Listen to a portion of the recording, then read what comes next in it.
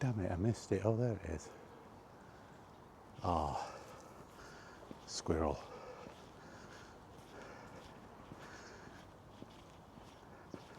Just wasn't quick enough on the record button. Anyway, it's my second attempt to do this video. I came out yesterday to do it. My trusty weather app on my phone told me I had a couple of hours before it would start raining. So it's like, oh, that's plenty of time. And then about 10 minutes into the walk, I get hit by a bloody tsunami of rain. So we're trying it again today. And hopefully I won't get quite as annihilated deluge-wise. But the video I wanted to do is talking about my favourite genre of games.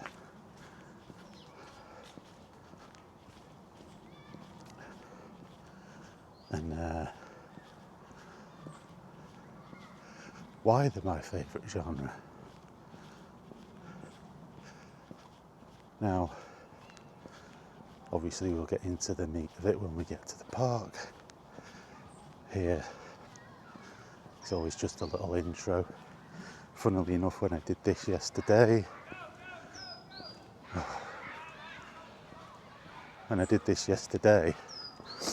I walked the full length of here and hadn't pressed the bloody record button again. Okay, because I use I think it's called a Lavelle or lapel, I don't know. It's a microphone that's attached to me anyway. And that hooks up, it starts to, shows a little like a green bar. And because I was like waiting for that to hook up, as soon as it hooks up, I usually just start recording. But you have to press the record button. And I forgot, because it has this little green line that's showing the volume or the level of pickup from the microphone. And because of that, I sometimes think, oh, it's recording, but it's not. It's just picking up the volume control, and yeah, ended up buggering up the whole bloody thing. I got to about here, and the camera starts beeping at me to tell me it's going to get shut down. I was like, oh, shit, I've not pressed record. So, anyway, don't have that issue today, so I'll call it here. See you in the park. Alright, I've arrived in the park. It's a bit grey over there, but not too bad overall. I think we might get away with doing this before the inevitable storm arises. We're on a weather warning, so we'll see.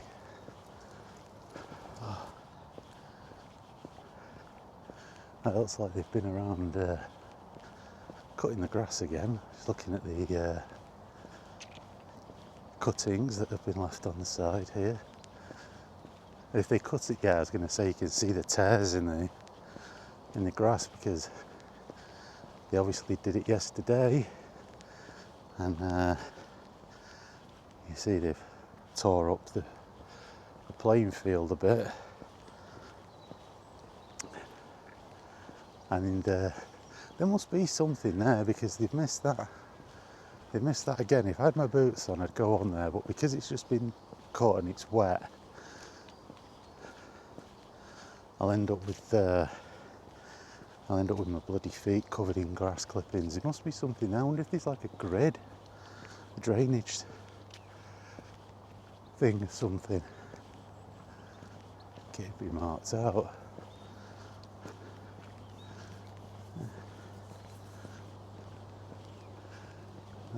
Every time they've missed it. Here's a couple of magpies. And if it's the usual crew.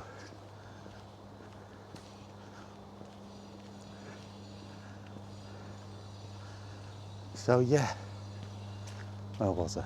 Favourite game genres. It's a very easy one for me.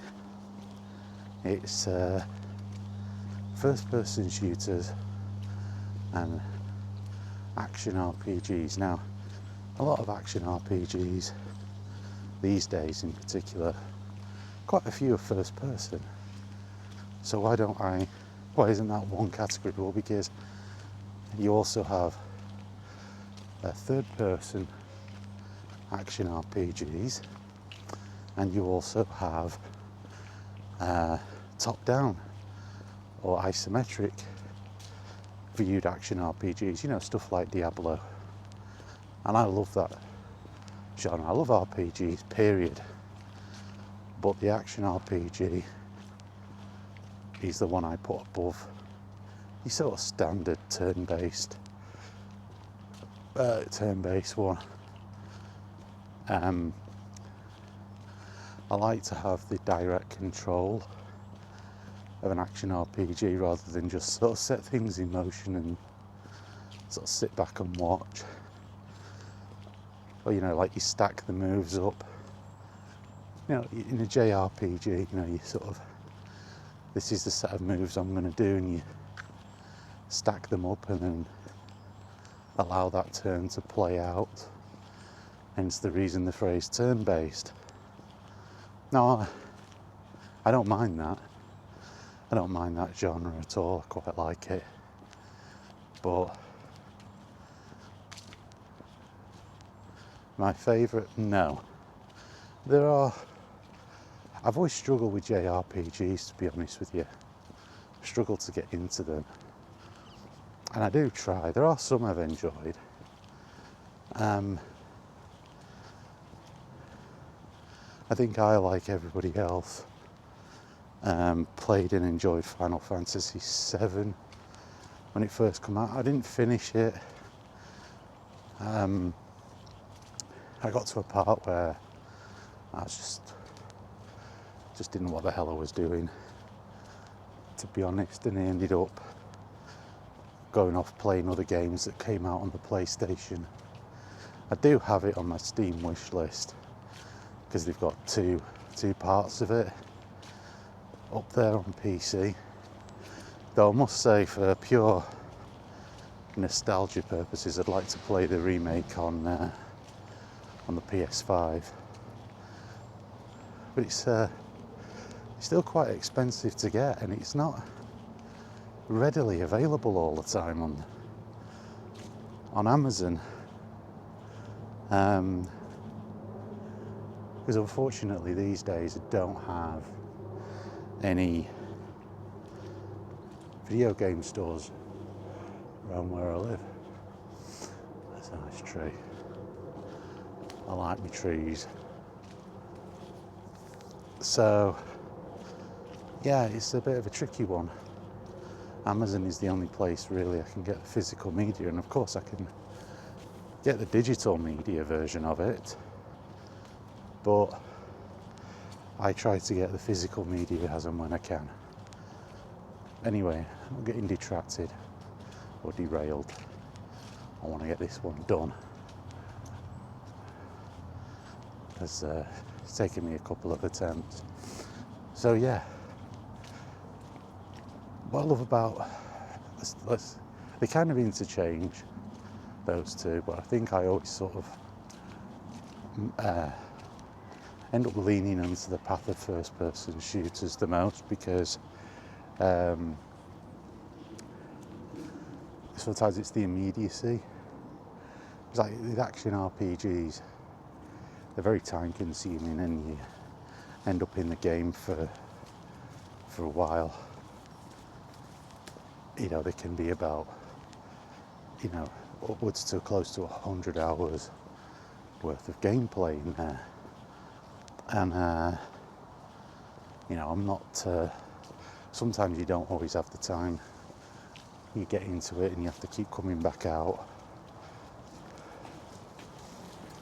You got like things going on, other things going on in your life.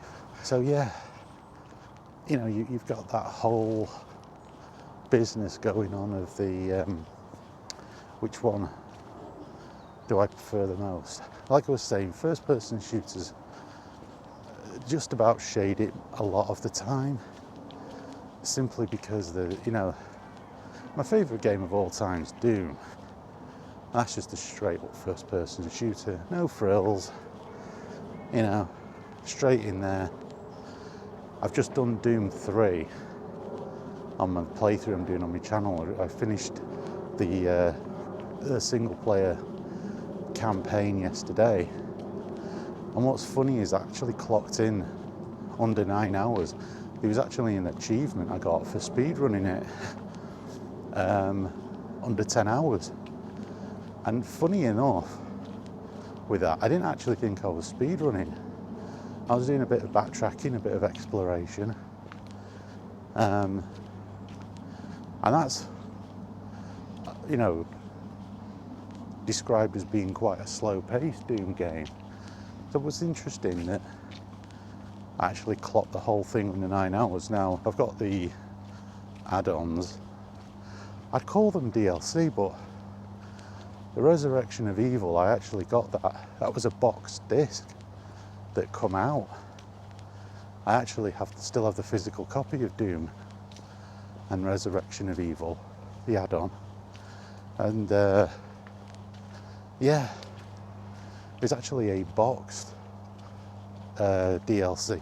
Well, not DLC because it wasn't downloadable. You might have been able to download it then. I actually don't know. I really don't know. But it was certainly available on disc. And yeah, I got it on disc. So I'm starting the playthrough of that for the channel. And then I've got, I think, the Lost Missions, which I think was just DLC. I think that was something that came out later. Then I can get on to Doom 2016, Doom Eternal, and then there's 2 add-on packs for that. And then I've got, then I can get on and actually play Doom. Oh my God, I've forgotten the bloody name of it. The Dark Ages, Jesus Christ, Doom Dark Ages, Christ.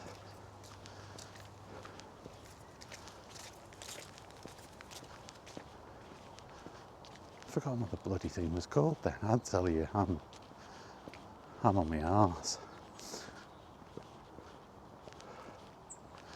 But yeah, and then you have the action RPG first person ones. I mean, I love the Elder Scrolls series. Absolutely love them. Yeah, all the way back to Doom Arena. Oh my God.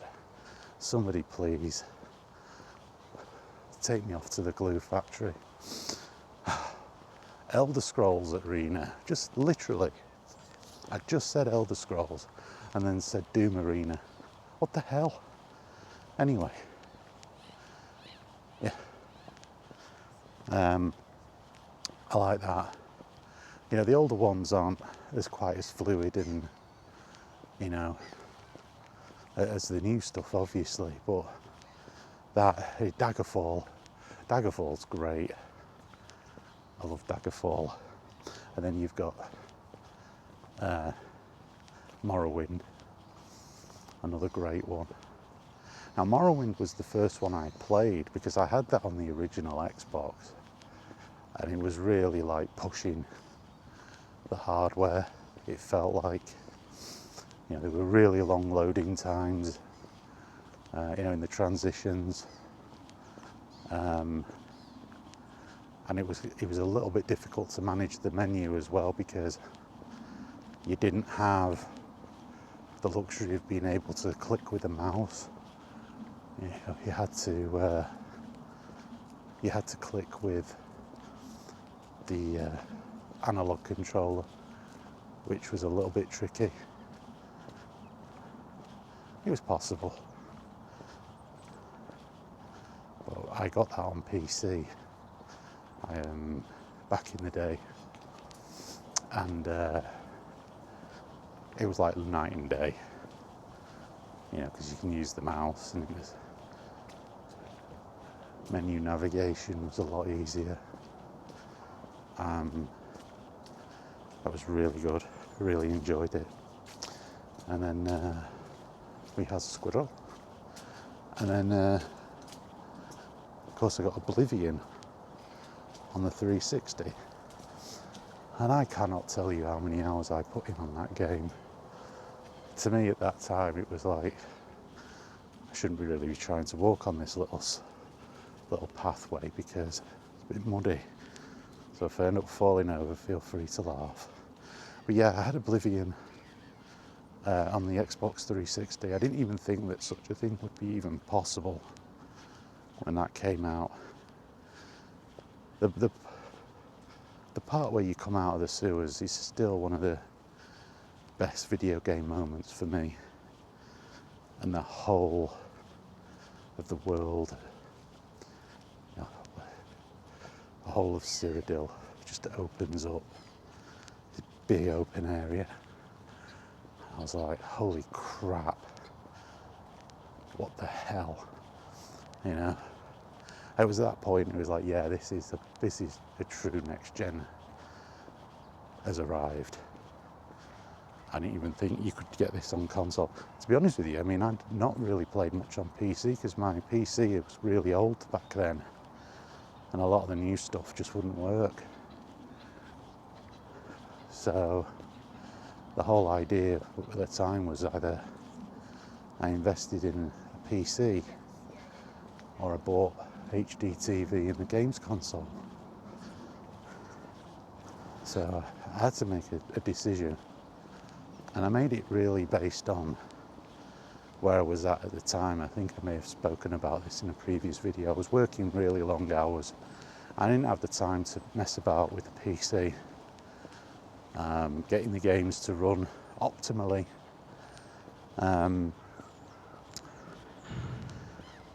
So I'd moved jobs. I wasn't working at the IT company anymore that I worked for.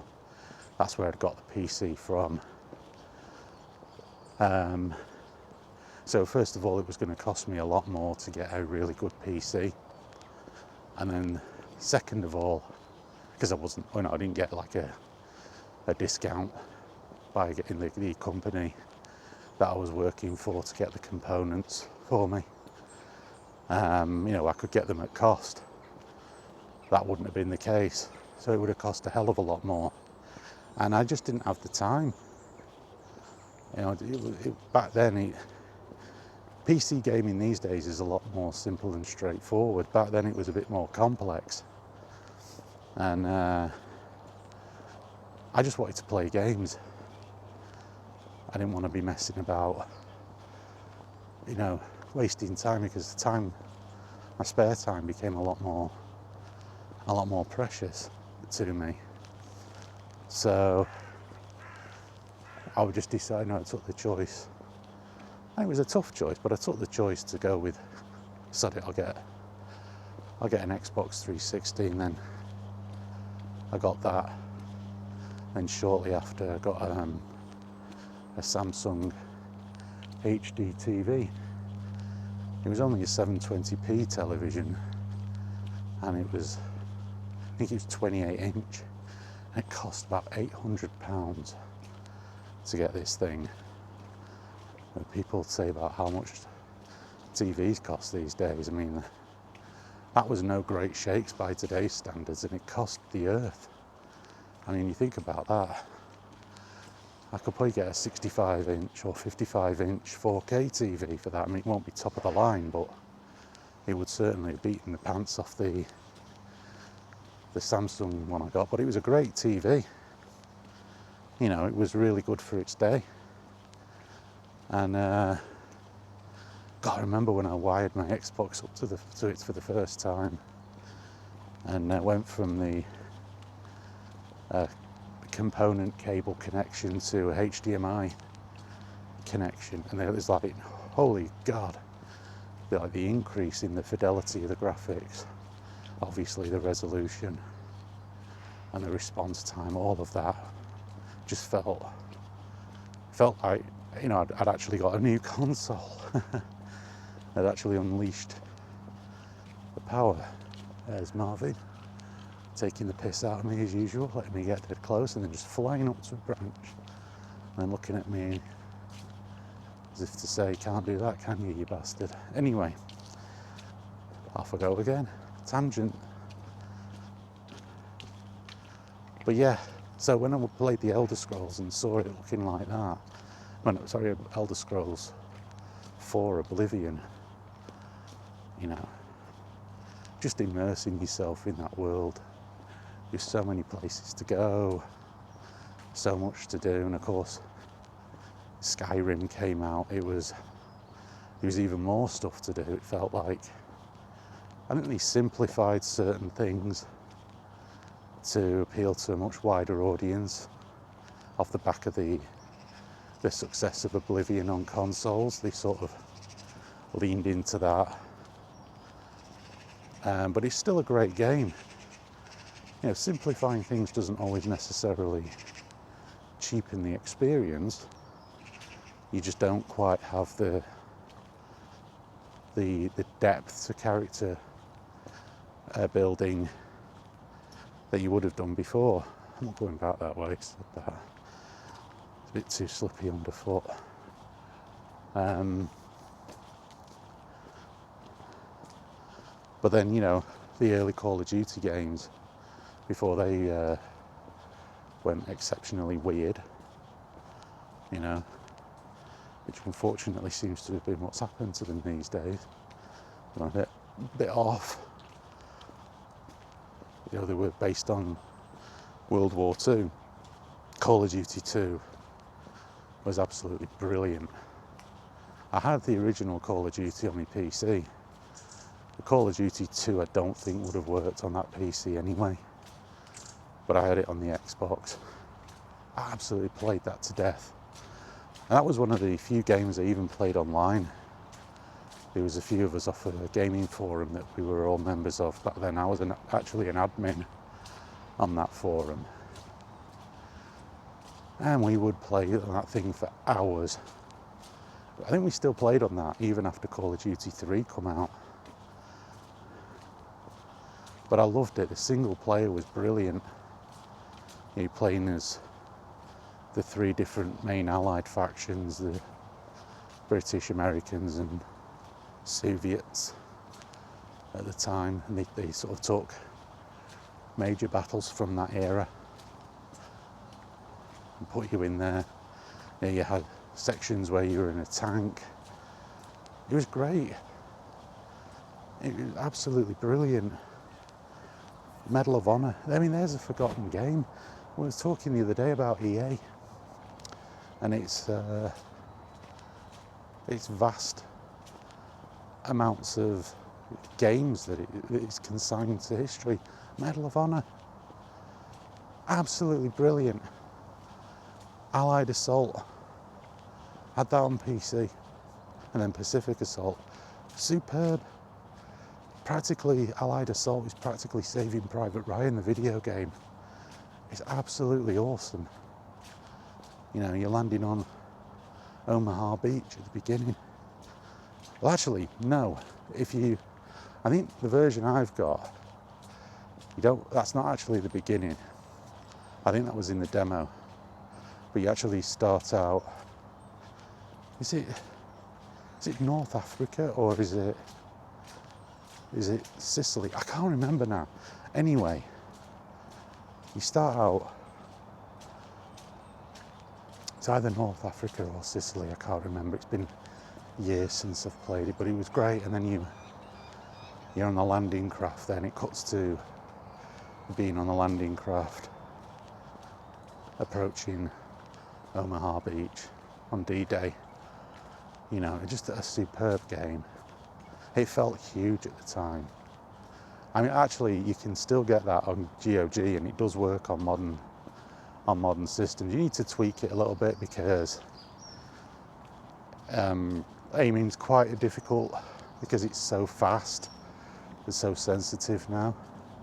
But you can tweak it. You can tweak the mouse controls, and it's great being able to play this amazing game. It's absolutely superb game. Pacific Assault was its sequel on PC, and that was equally as good. You know, you're playing, obviously, in the Pacific island hopping campaign. Again, awesome game. And it's a shame, really. They've just, you know, they did some modern versions of it. You know, like fighting in the Gulf War and all that kind of stuff. I think it was. It's a shame, really, that they abandoned the series, because it was really good. Great first-person shooter. So yeah, it's difficult to choose, really, between the action RPG and first-person shooters, but I just think the first-person ones shade it, literally because of the fact that Doom is my all-time favourite. Doom is my all-time favourite, so just on that basis alone, when you're talking of such fine margins, you know, it just takes it by a nose. But it's they're great, and I say, I mean, the isometric ones like Doom. Let's go over here for a bit. Yeah, the isometric ones are fantastic as well. Diablo, I absolutely love Diablo, and absolutely love. And this Grim Dawn, the one I'm playing now, it's a Diablo-like. It's brilliant. So yeah, I went on a bit of a investigative tour there. So I'll as I say, I'll just get to wrapping this up now, I think. Yeah. We'll say you've got Doom, which is my favourite game of all time, and that's probably the decisive factor in which genre comes top. But they do interchange. It's very, very close, which is why I can say my favourite genre of all time. I sort of put it to that. So, just down to Doom. There's so many great games out there, and they're my favourite. That doesn't mean to say I dislike other genres like third-person shooters. I love them. Sports games, racing games, love them. Particular racing games. You know, go on there loads.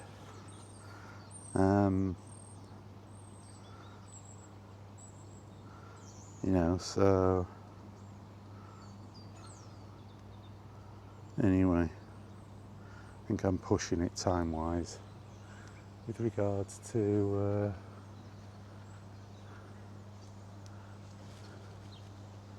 what's that? Oh, it's a squirrel.